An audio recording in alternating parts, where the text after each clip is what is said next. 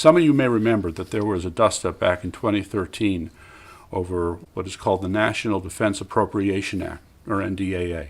This is an annual bill that is passed before Congress in order to keep funding the Defense Department. Well, inserted into this bill was some very upsetting language in what is called Section 1021. The essence of Section 1021 is that you, as an American citizen, if suspected in any way to be involved in terrorism, can be arrested and detained and imprisoned without due process.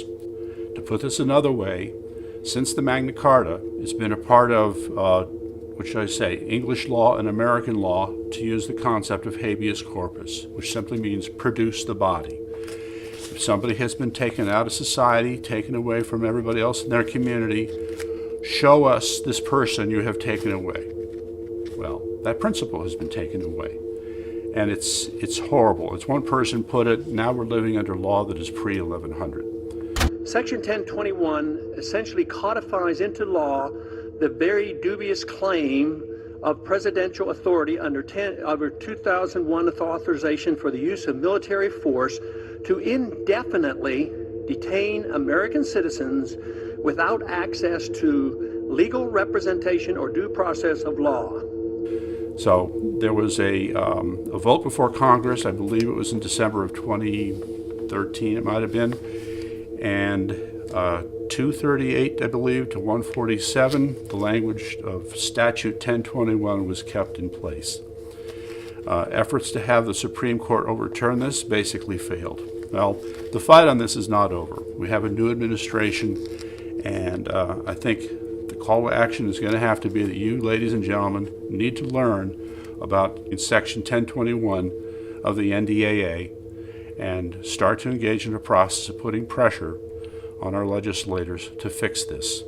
The language is too vague, it's too easily abused, it can be too easily interpreted in all the wrong ways, and we have to fix it.